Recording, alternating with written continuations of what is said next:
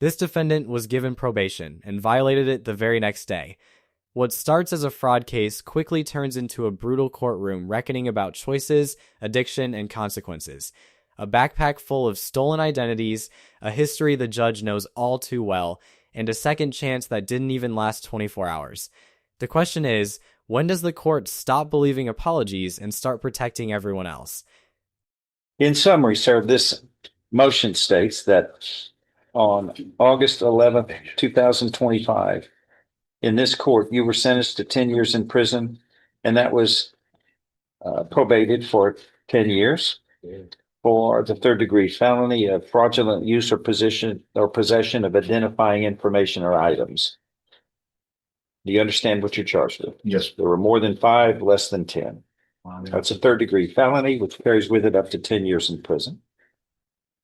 Number 1, violation states you failed to report to the Jefferson County Probation Office on or about August 12th. That would have been the next day after you were placed on probation, and for the months of August and September 2025. Is that true or untrue? Yes, sir. When were you arrested? I guess. In 21. Yeah, when you didn't show up for September, then motion to revoke probation was filed in October. PRP in December. In December? Yes. And he was in custody whenever he took this deal, and then he didn't show up after that, John. Yeah, hold on. I've lost the thought on that. So did you ever report? Yes, sir, yes. I got you. Yes, sir. Got out, I was down and out. And have a lost my job while I was incarcerated. Just made a mistake. I just want to fix it.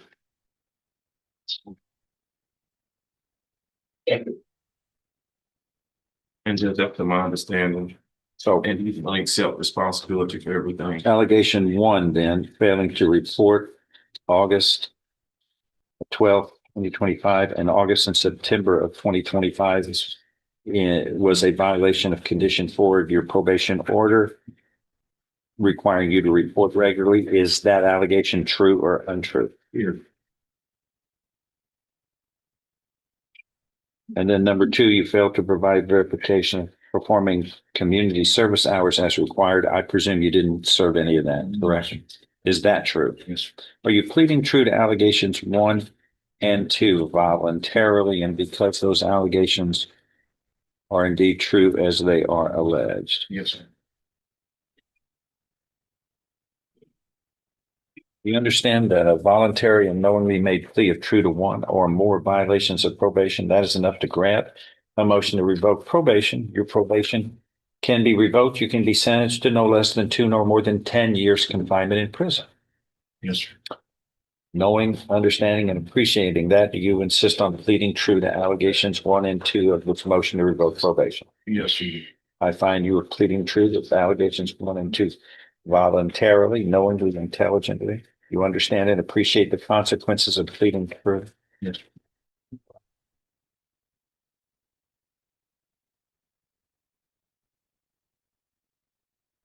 So this was the crime of fraudulent use of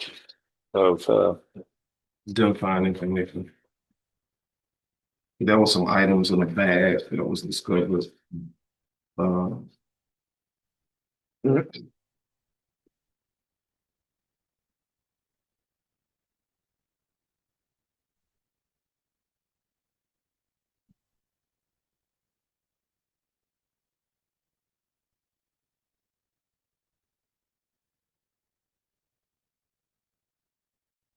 they arrested you in this case. Let's see, you were in possession of a Texas DPS issued driver's license. I don't know if that was yours or not. A Texas DPS issued ID card. I don't know if that's yours or not. 2 passports, a Discover card, credit card, and a personal check with the identifying information of other people thereon.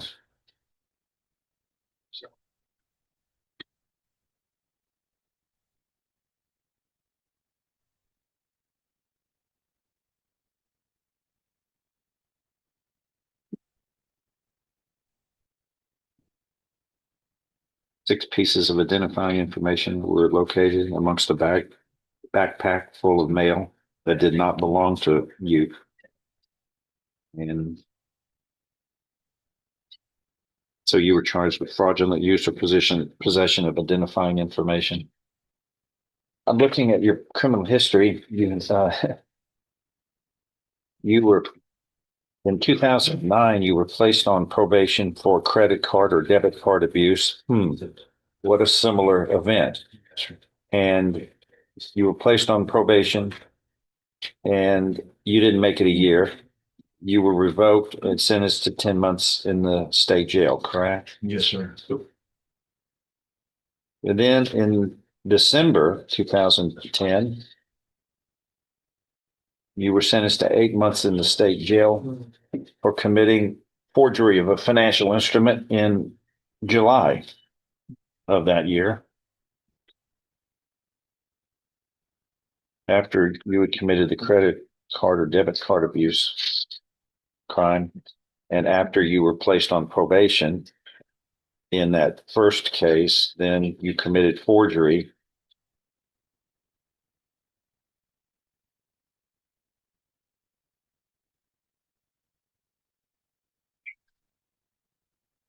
And let's see.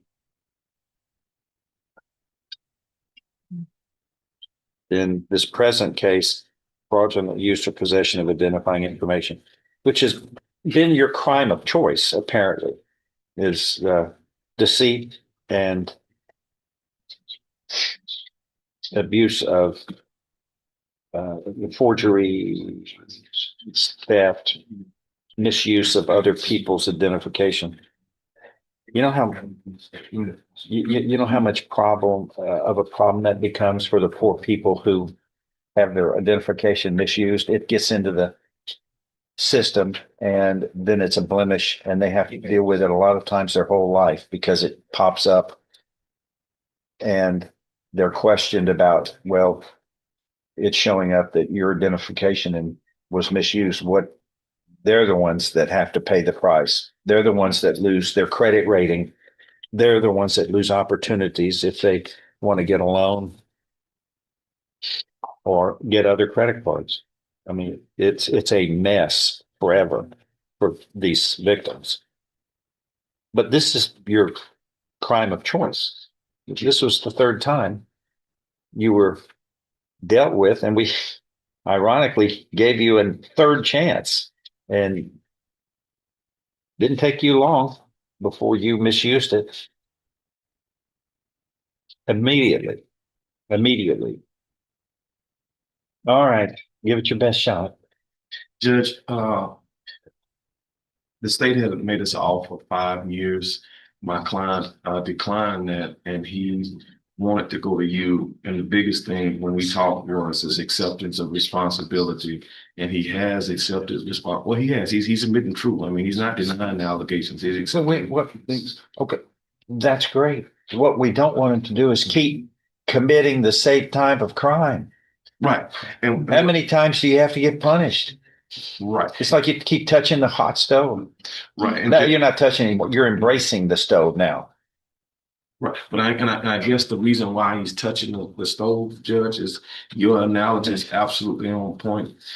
We would think it's irrational to touch a hot stove, right? That's irrational. So now we got to get into how do we explain irrational behavior? And the way I'm explaining his irrational behavior is my client has suffered with dependency for most part of his adult life, particularly the drug. Dependency of what? That's what I'm saying. The particular drug that he had been dependent upon was methamphetamine. And Judge, as we all know, that meth can cause us to make irrational decisions. And wait, hold on. The first irrational decision is using it in the first place. Well, he wasn't on meth when he used it in the first place. He made a conscious choice. Well, that's true. And you don't get hooked immediately. That's true. But you kept making the wrong choice, just like you keep doing this. Come on. Right. And we all know it's wrong. We all know what can happen to you if you misuse it. It can become addictive. Everybody knows that. It's not like that's news to anyone. Right. But you make a choice. You've made choices that are consistently the wrong choices. And here's the problem. It hurts other people, not just you. Well, that never hurts you, but you got all these other people victimized and they have to deal with the blemish on their credit and questions of their credit worthiness because of you.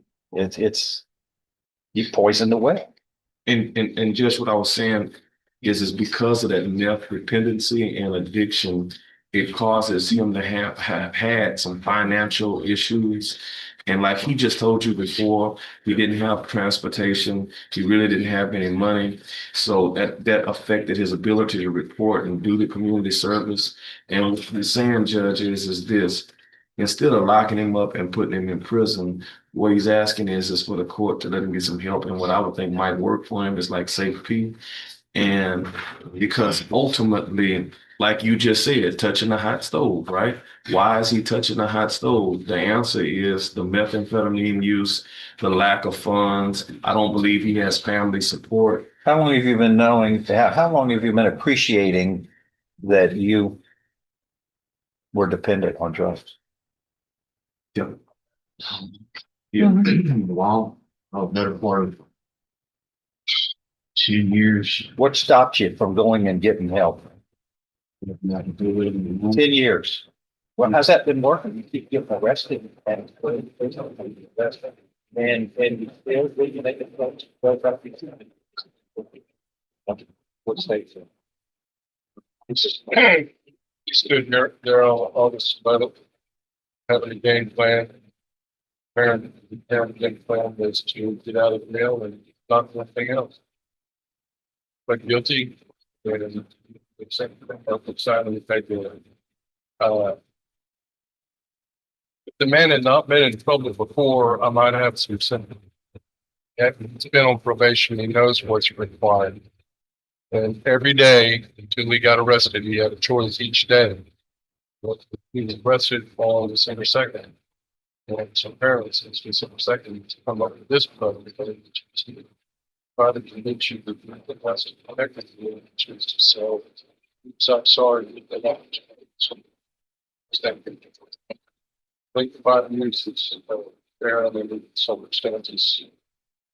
It's what I'm not speaking. Well, this is what they found, is that I guess they with them enough to be able to. No, they never saw One thing it is, you never, you walked off the job on the first day. So, Anything else you want to answer? yeah, so judge is giving you Yeah, Mr. Adams, go ahead. Judge is giving you the opportunity to speak last. You heard what Mr. Ham, representing the state, has said. Probation really doesn't really have much to say. So why don't you end in your final plea to the court for mercy and your final plea to the court to allow you to continue to be on probation? The judge is giving you that opportunity to speak last. So go ahead. Yes, sir. Again, I'm sorry. I apologize. This hasn't been a plan that was just made up today. Again, I know I've done wrong. I am accountable for those. Again, I just want to do what's right and be there for my child and make a difference. I'll pay, I'll show up, whatever needs to be done. I just didn't have, last time it was getting out, I lost everything. It was a whole. No, you didn't. You had a child. My child. You had a child. What do you mean you lost everything? As far You as had a child to live for. I do have a child that I love very. To set an example for. And this is not the way to do it. Since she's been born, you've committed how many crimes?